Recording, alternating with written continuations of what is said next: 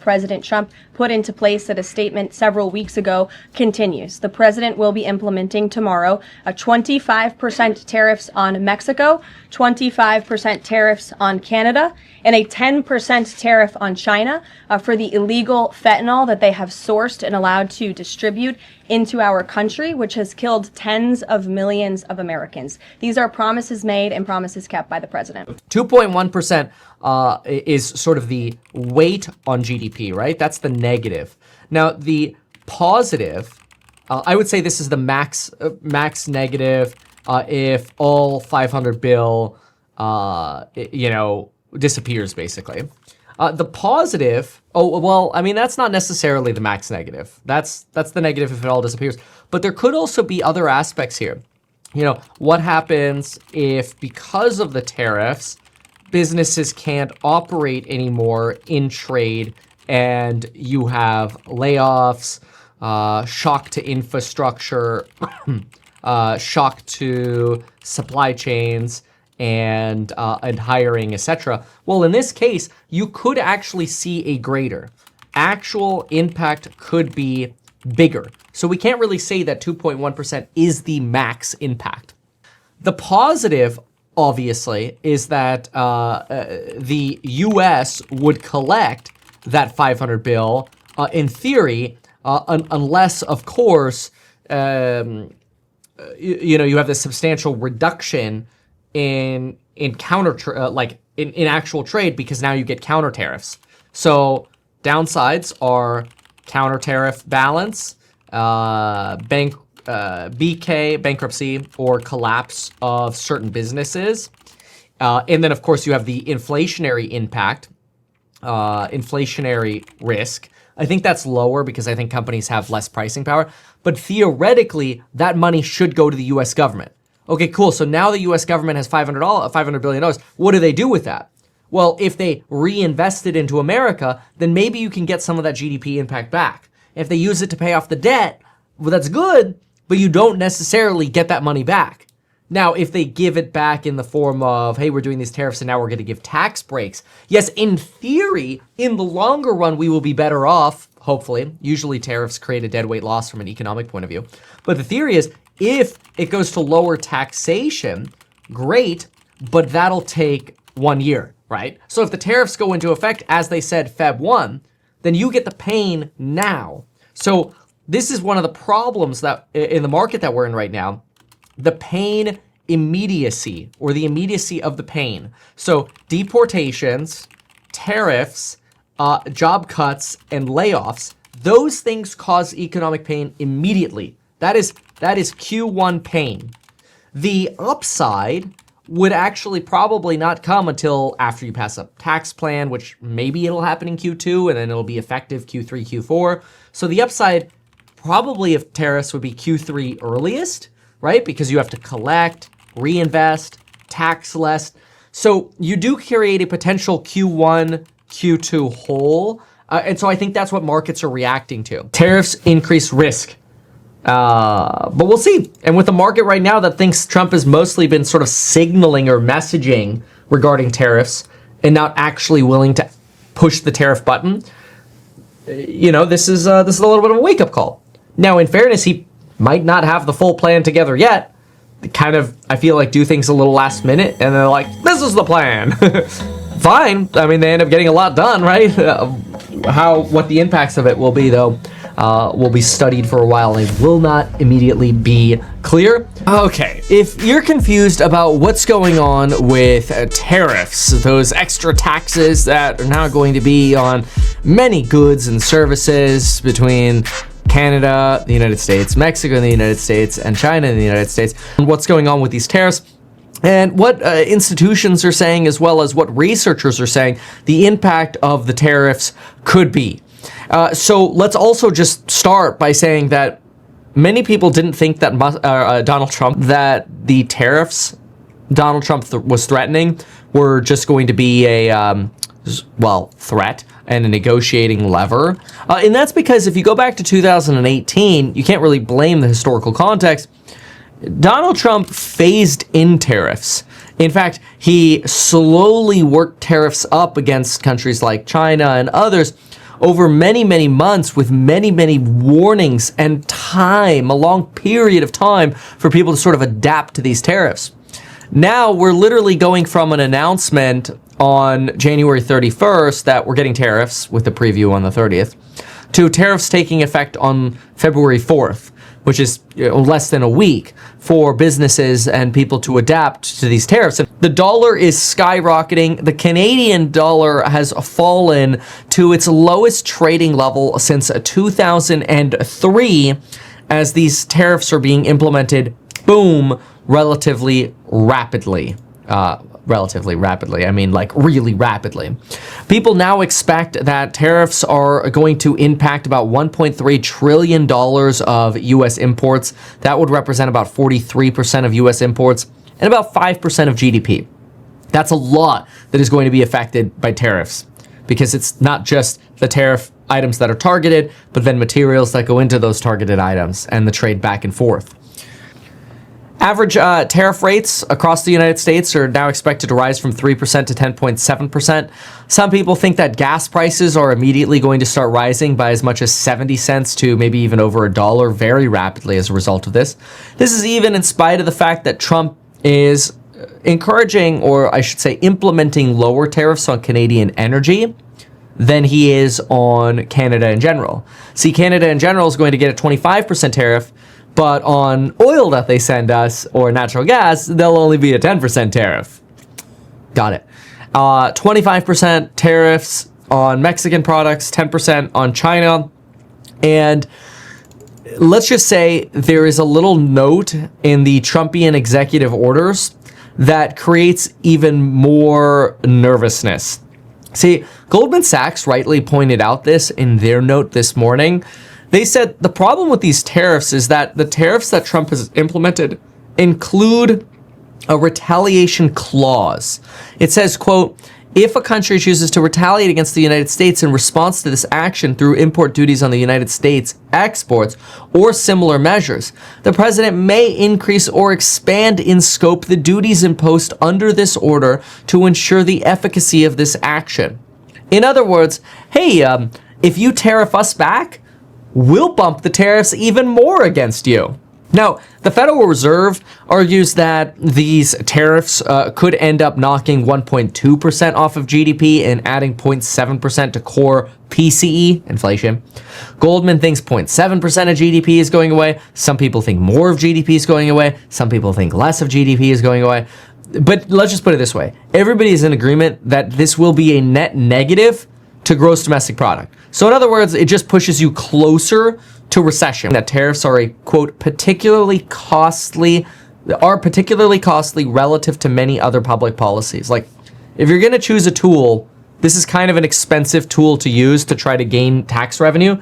As we said, we're only expecting to get $1 for every $1.50 in cost that we hit here. So this idea that, oh, tariffs are going to help pay for no income tax in the United States is loony. The idea that it'll pay for some income taxes in the United States is much more reasonable, but also unlikely given that the cost is probably going to end up being higher, especially since we're playing this sort of tit-for-tat escalation game right now, where first the United States issues tariffs, then we expect retaliatory tariffs, as Canada has already announced. China and Mexico are expected to announce as well. And then the U.S. is already preempting that if you retaliate, we will raise our tariffs. Donald Trump said that tariffs on the EU will, quote, absolutely follow these tariffs against Mexico, Canada, and China. Remember that currently our largest trade deficit in the world is with this little country called Germany. I was born in Germany. And they are obviously a huge part of the European Union. Now, the reason I bring them up is because it would make sense that if they're the largest, then we should be expecting tariffs against Europe as well. And the European Union is already threatening counter tariffs in advance of Donald Trump announcing tariffs. So first, how tariffs work. Let's say I buy this, $20 mug from China, and I import it into the United States to go resell it on my Etsy store, okay? It's a pretty cool mug. You know, got to get the Transformers going. I think it's awesome.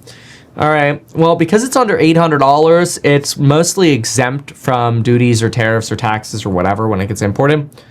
Well, that's going away on Tuesday. They're just going to kill that. Yeah, JK, no more de minimis exemption. So this will now also get hit by the 10% tariffs going from China. If it came from Mexico, 25%, and so on.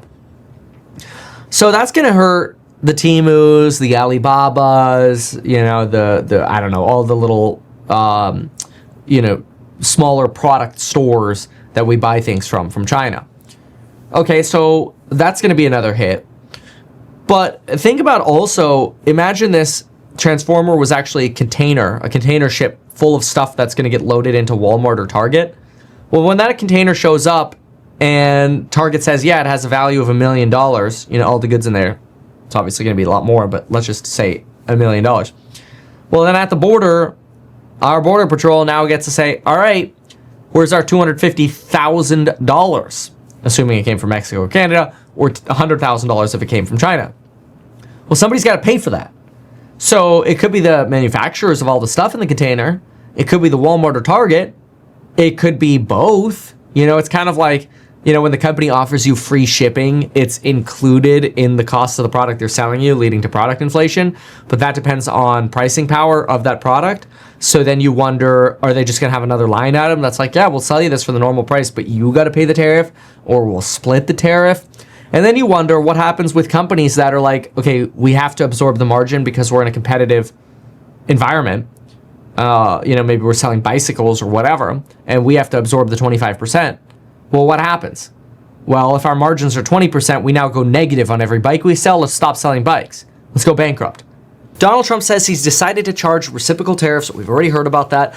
Basically, his argument is if you charge us a tariff, we will tariff you. Now, what's interesting is he's actually now changed the definition of a tariff a little bit in that he's arguing VAT taxes or value-added tariffs, or sorry, value-added taxes will be considered a form of a tariff. So, for example, if you sell American-made Texas Instrument calculators for, I don't know, $10 in Europe, and they charge a VAT tax of 18%, then that could be potentially seen as a tariff. So Donald Trump is making the argument that any country that adds value-added taxes could have tariffs.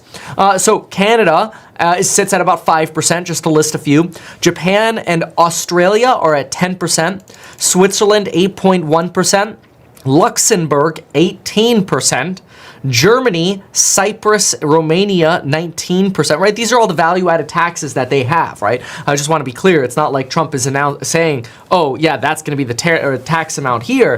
And I'll explain sort of what they're announcing here. This is just to give you an idea of what the value-added taxes are. Most of these are honestly in Europe, the value-added taxes. Poland, Portugal, Slovakia, those are all 23%ers. The European Union has been charging a 10% tariff on American cars that are imported. So like Fords that go to Europe, 10% tariff, right? Well, the United States only charges a 2.5% tariff on EU cars coming in. So this is where a lot of people are saying, okay, why is there a 7.5% difference here? Donald Trump has been pressuring the European Union, and the European Union is expected to reduce tariffs on American vehicles to just 2.5%. And so now you're equal, right? So we get taxed at 10%, they tax at 10%. Now we're equalizing it to 2.5. Now you don't have an imbalance anymore. And the idea is that, hey, if you get to balance, you don't actually need to tariff that country anymore. So Trump isn't, at least is what he's saying, he's not trying to make this argument that, oh, we should tariff other countries more than they tariff us. Instead, he's saying we should just equal it out or level the playing field again, or his words. India has more tariffs than nearly any other countries. Asked if consumers can expect higher prices, he says not necessarily.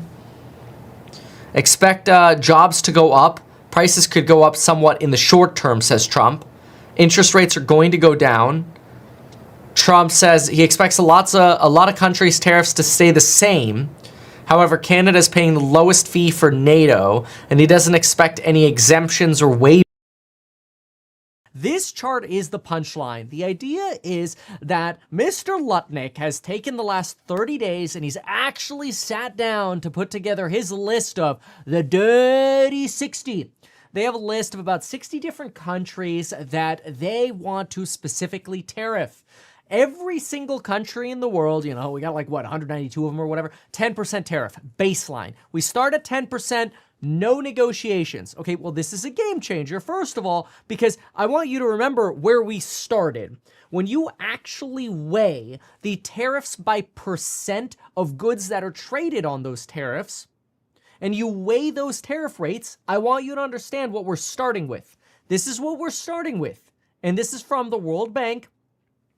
Hong Kong, no tariffs. Singapore, no tariffs. A lot of people call it Singapore Inc. Germany, 1.3%. France, 1.3%. Italy, 1.3%. Canada, 1.4%. United States, 1.5%. Okay? Donald Trump's proposals now to put a 10% floor on everyone is greater than every single other actual trade dollar-weighted tariff that exists. Trump's proposal goes as high as over 30% for some countries, and that's because Lutnick has sat down and decided, you know what we're going to do is we're going to bundle together every possible thing that we could say bad about another country, such as, oh, well, other countries manipulate their currencies, or they use child labor, or anything basically that makes them different. Emission standards, whatever. Anything that makes them different, we will consider that a tax on American products, which I get the argument. You know, if other countries are legally using children and we're not, that's bullcrap.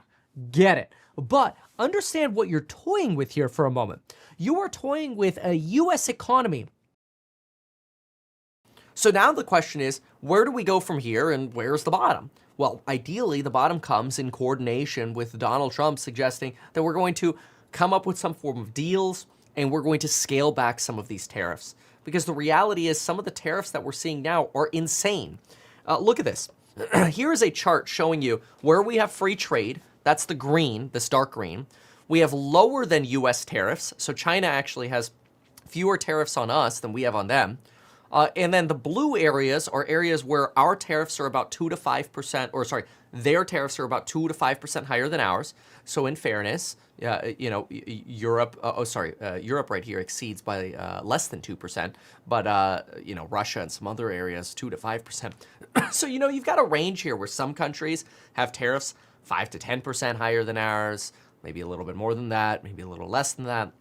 But the response that we now have of this blanket 10% tariff on all of our trading partners, even where trade is sitting at just 2%, or tariffs are sitting at just 2%, and now all of a sudden we're taxing them 10 to 20 to 30%, is quite frankly insane. What's worth noting, what most people who are parroting the sort of Trump narrative that this is somehow good for the United States are missing, is that when you actually look at what tariff rates were, trade weighted across the country, sure, you could cherry pick little quota-based things like triple digits on milk, which not a single triple-digit tariff was ever paid on milk sent to Canada. What you have over here is you actually see tariff rates are pretty low. 1.3, 1.4, 1.6, 2.2% from China. These are not levels that are in tune with the response that we are providing. So this is why folks are now increasing their odds of a recession.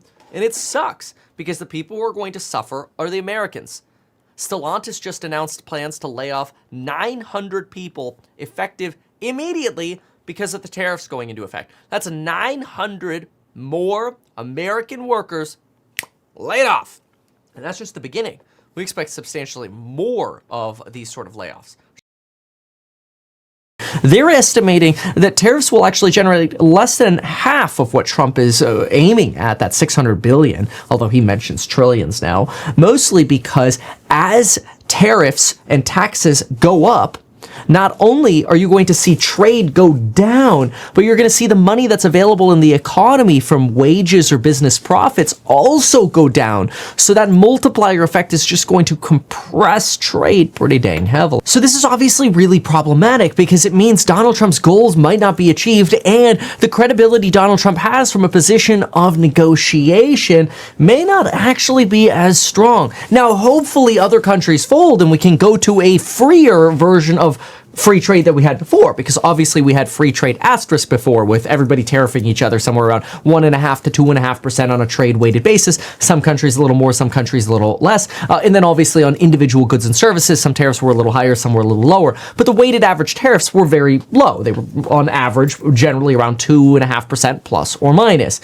Now all of a sudden we're putting a minimum tariff of 10% on everybody else, 5 times what we've ever done before, and substantially more in countries like China or other areas within Asia, where tariffs are now anywhere between 30 to 54%, which is obviously extremely devastating for trade in those regions. The problem with the idea that the worst is priced in is that it's probably assuming that the worst of the tariff policy announcements are over and that we're going to resolve tariff policy with negotiations from here. Hopefully, we just need to get it done before we hit a recession.